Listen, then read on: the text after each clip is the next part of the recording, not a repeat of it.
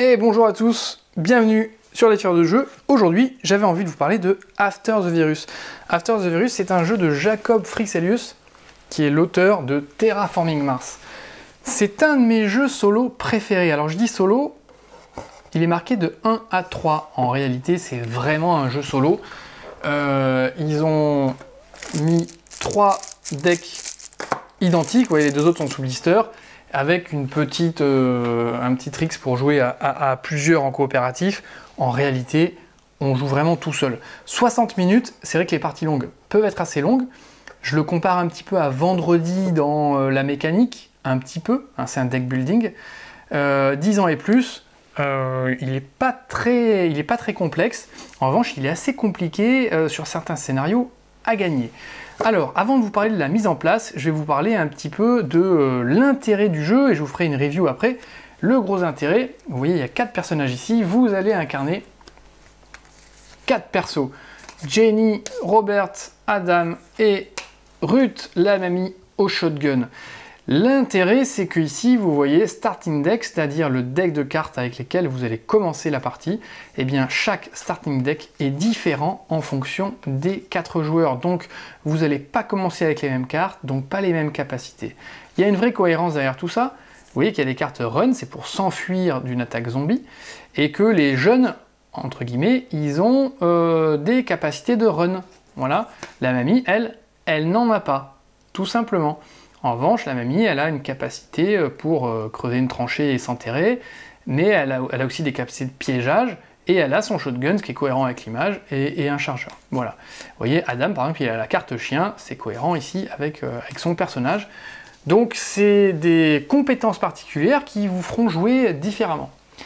Autre point intéressant, eh bien, c'est que vous allez jouer 16 scénarios différents, qui sont chronologiques, d'accord? Ça vous raconte une petite histoire, hein, il n'y a pas non plus de gros fluff, hein, vous voyez, mais c'est quand même une petite phrase à chaque fois, ça raconte l'histoire de l'invasion de zombies, et à chaque fois, vous allez avoir un objectif différent. Voilà, au total, vous voyez, il y a 16 parties différentes possibles, fois le nombre de joueurs. Vous voyez, par exemple, le scénario numéro 1, à chaque fois, il est précisé, hein, partie courte ou partie longue. Scénario numéro 1, voilà, le virus zombie est arrivé et frappe la société à une vitesse incroyable. Vous avez besoin de rétablir l'ordre et de remettre les choses à leur place, ou sinon, vous aussi, vous allez vous faire dévorer. Le but du jeu, finir votre tour avec 6 cartes préparées dans votre zone de jeu. Voilà, et puis ici, vous avez un setup de départ qui peut éventuellement varier en fonction des scénarios. Donc vous pouvez les faire dans le désordre, en fonction de la longueur de la partie que vous voulez faire, ou sinon les faire dans l'ordre, et puis continuer jusqu'à ce que vous passiez chacun des scénarios. C'est vraiment intéressant. Alors, comment on met en place tout ça? On met en place tout ça de la manière suivante. Vous avez ici, face à vous, un deck de cartes fouilles, qui est ici, c'est toutes les cartes que vous allez pouvoir utiliser, avec les cartes fouilles que vous allez découvrir devant vous. Une pile de cartes zombies, qui sont les ennemis qui vont infiltrer votre deck et dont vous allez devoir vous défaire.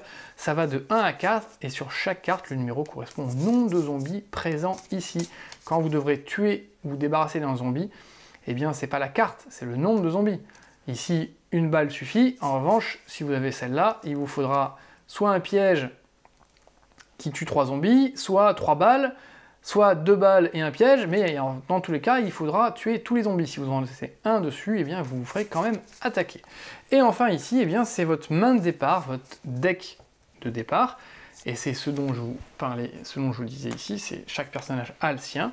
Et donc vous voyez par exemple pour Ruth, starting deck, en jeu, vous commencez avec le pub en jeu, donc voilà, le pub, il commence face à vous déjà, et ensuite, eh bien, vous avez une carte piège, des cartes survivants, etc. Et vous commencez, hop, vous commencez au premier tour. Le nombre de tours, en réalité, c'est le nombre de cartes zombies que vous allez rajouter dans votre deck. Donc vous commencez au tour 1, et donc vous mettez une carte zombie dans votre deck, ici, tout simplement, vous mélangez, et voilà, vous êtes prêt à commencer à jouer. Alors comment se déroule le tour de jeu? Le tour de jeu se déroule de la manière suivante, vous allez commencer par piocher des cartes et vous allez piocher 5 cartes dans votre deck. 1, 2, 3, 4, 5 que vous allez découvrir. Dès que dans votre main, vous avez des cartes zombies qui apparaissent, alors vous les posez directement ici dans la zone zombie. Vous ne pourrez passer au tour suivant que lorsque vous aurez joué toutes vos cartes en main et que vous aurez éliminé tous les zombies face à vous. Si vous reste des zombies, alors la partie est terminée, vous avez perdu, tout simplement. Après cette phase où vous avez tiré vos cartes, vos 5 cartes, eh bien c'est la phase d'action, où là vous avez un nombre illimité d'actions, jusqu'à ce que vous ayez plus de cartes en main, que vous pouvez jouer, tout simplement. Alors les actions, en quoi consistent-elles? Vous pouvez jouer une carte événement. Les cartes événements sont des cartes qui sont roses. Je vais vous en trouver ici. Voilà, par exemple, celle-là. Courir, ce que Ruth ne peut pas faire. Quand on joue une carte événement, eh bien, c'est marqué ici. Donc, comme je vous le disais, pardon, on la défausse tout de suite, en ayant joué, et on applique son pouvoir. Ici, par exemple, défausser une carte zombie. Alors, défausser une carte zombie, c'est quoi? Eh bien, soit vous les tuez, soit vous les défaussez. Défausser une carte zombie, c'est vous prenez la carte zombie, et donc là, c'est bien marqué carte. D'accord? Sinon, il y aurait marqué un zombie. Là, c'est bien marqué une carte zombie, donc vous prenez la carte. Elle pourrait être 1, 2, 3 ou 4, et vous la défaussez, donc vous la remettez dans votre défausse. C'est-à-dire que cette carte zombie interviendra à nouveau quand vous allez remélanger votre défausse. Voilà.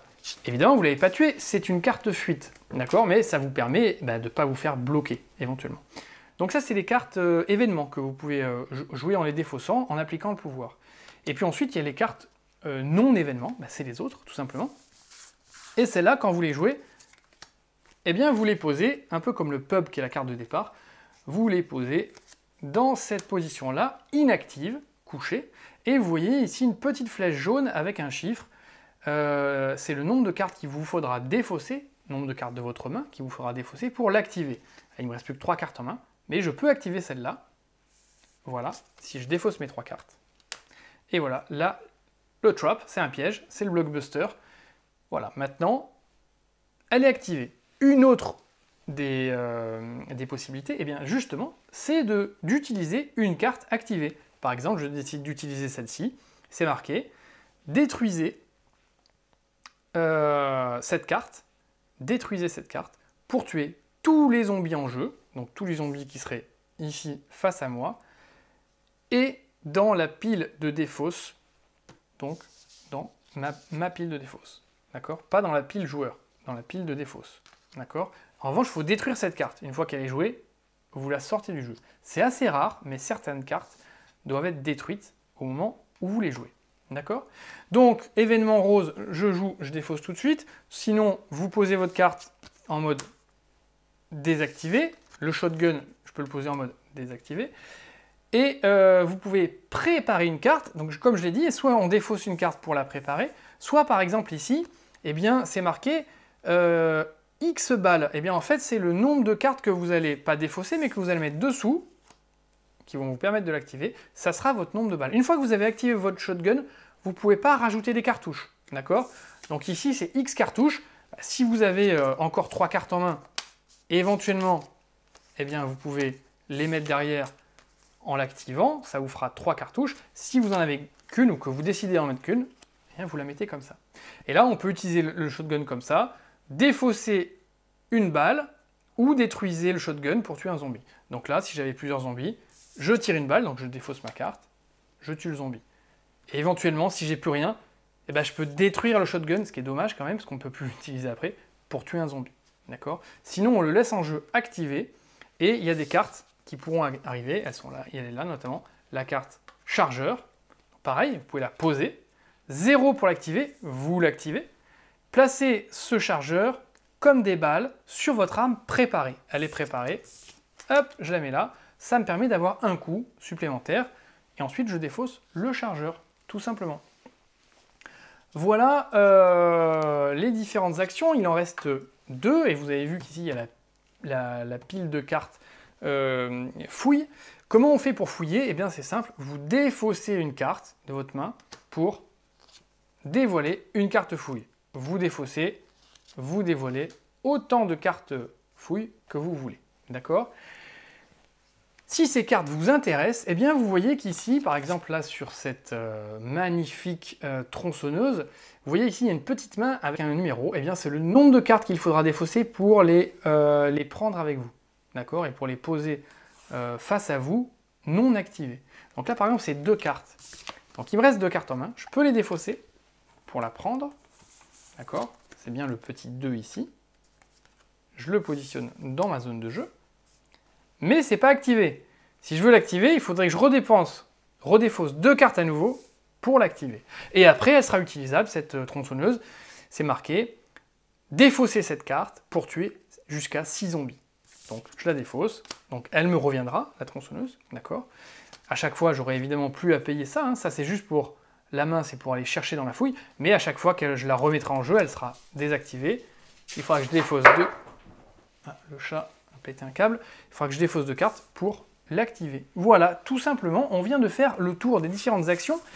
Et une dernière action, eh bien, c'est de se faire attaquer par un zombie. Est-ce vraiment une action? Je ne sais pas, on subit plutôt. S'il n'y a aucun moyen pour vous de faire autrement, eh bien, tant pis, vous faites attaquer par le zombie. Le zombie, en vous attaquant, il meurt, d'accord? Donc, il va mourir, mais en vous attaquant, eh bien, il va vous blesser. Et là, vous avez des petits jetons avec, vous voyez, 3 zones. Jambes, bras, cerveau, 3 zones rouges. Première fois, vous êtes blessé soit à la jambe, soit au bras, c'est vous qui choisissez. D'accord, jambe. Deuxième fois, ben, c'est forcément au bras. Et troisième fois, ben, c'est la mort, donc c'est le cerveau, mais c'est terminé. Donc en réalité, vous avez deux possibilités de vous faire mordre. Et des possibilités de vous soigner avec d'autres cartes. Mais attention quand même, sachant que c'est très handicapant, puisque vous avez 2 bras, donc la possibilité d'avoir 2 armes activées en même temps. Si vous êtes blessé au bras, eh bien il vous faudra désactiver une de vos armes. Vous pouvez la garder devant vous autant que vous voulez, mais il n'y en aura qu'une seule d'activée à la fois. Donc ça, c'est un peu compliqué. Et enfin, si vous êtes blessé à la jambe, eh bien vous ne pourrez plus fuir, vous ne pourrez pas vous enfuir. Voilà, donc là aussi, ça peut être compliqué. Je vous propose maintenant de vous faire une petite partie rapide, le scénario numéro 1, qui me propose d'avoir 6 cartes activées devant moi, partie courte. Eh bien, on va se lancer. C'est parti, voilà, je commence avec Ruth, niveau 1. J'ai mis dans ma main toutes les cartes qu'il fallait. En jeu déjà, le pub qui n'est pas encore activé. Alors vous voyez le pub, Survivor, donc il faudra que je défausse que je joue un survivant que je défausse pour activer le pub, et le pub c'est marqué quand vous jouez la Safe House, la carte Safe House qui est une carte événement rose, eh bien vous pouvez vous soigner d'une blessure. Mais le pub il reste activé tout le temps, vous ne la défaussez pas. Donc c'est pratique, dès que le Safe House revient, en la jouant, eh bien vous pourrez vous soigner d'une blessure. Donc ça c'est pas mal. Voilà. Eh bien c'est parti, je commence à piocher 1, 2, 3, 4, 5 cartes. Pas de zombies pour l'instant, super. Donc j'ai un survivant, très bien, un chargeur, mais j'ai pas le shotgun encore. Donc ça va pas m'être très utile tout de suite. Mais c'est pas grave, je vais le placer comme ça, sans l'activer. Voilà, donc ça me servira plus tard. Le survivant, je vais défausser un survivant. Alors, pardon, non, il faut que je pose mon survivant. Non, pardon, non, j'ai pas besoin de le poser et de l'activer. Je joue un survivant, donc je défausse, voilà, pour activer mon pub. Ça, c'est fait. D'accord. Il me reste un survivant, encore. Un blockbuster, voilà, c'est une bombe qui va détruire... je la détruis, mais je détruis tous les zombies en jeu. Ça, c'est intéressant, mais plutôt en fin de partie, quand il y a beaucoup de zombies qui vont arriver. La capacité, là c'est l'entraînement en capacité à faire des pièges. À chaque fois que je prépare un piège, je tue un zombie. Donc ça c'est pas mal parce que je sais que j'ai un autre piège qui va arriver. Donc celui-là je vais le mettre en jeu. Je vais défausser du coup, je vais défausser le blockbuster pour activer ceci. Voilà, et maintenant à chaque fois que je prépare un piège, je tuerai un zombie. Donc ça c'est pas mal. Et enfin celui-là, je le défausse pour fouiller la première carte. Voilà.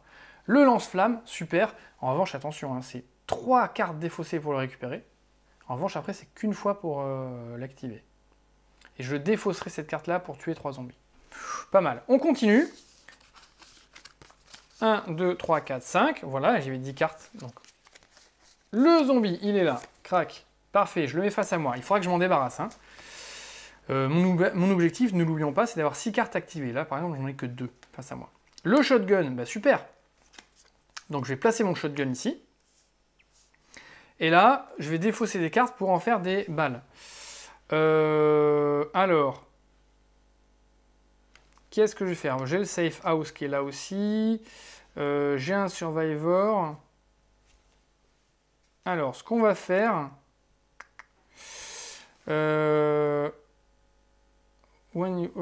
qu'est-ce que je fais? Shotgun, je l'active pas.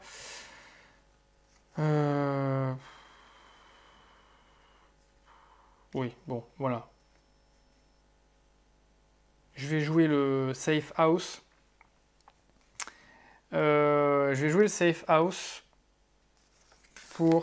Comme balle, pour activer ça.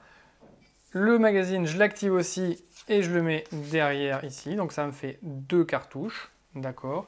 Il me reste un survivant et entrenchment, donc ma capacité à m'enterrer. Qu'est-ce que je fais avec? Eh ben, je vais... 2, je peux pas faire ça. Hein. Bon, c'est pas grave.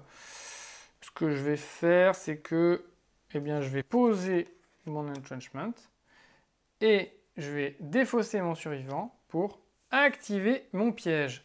Ça tombe bien, ici, j'avais ma capacité Trapper Skill. Chaque fois que je prépare un piège, eh bien, je tue un zombie. Je viens de préparer un piège, je tue un zombie. Terminé. Et vous voyez ici, cette capacité-là, ça sera de défausser cette carte pour tuer jusqu'à 2 zombies. Mais là, je ne l'ai pas utilisé. Là, je suis à 3 et 3, 6. Bon, vous voyez, la partie est vraiment très courte. Hein, c'était ça. Voilà, 6 prepared cards en jeu. Voilà, tout simplement. Ça, c'était pour vous montrer, c'est la partie d'initiation de 3 minutes, pour vous montrer comment on joue. Je vais faire une vidéo à part pour commencer à vous dérouler éventuellement les autres scénarios qui sont éventuellement un peu plus complexes. Voilà, j'espère que ça vous a éclairé sur After the Virus. Excellent jeu. Quand je le compare à Vendredi, c'est qu'il est vraiment, vraiment complexe et vraiment difficile. Et il est juste génial. Voilà. Mais pour vous en convaincre, je vous invite à regarder la vidéo suivante où je vous déroulerai le scénario numéro 2. Bon jeu à tous!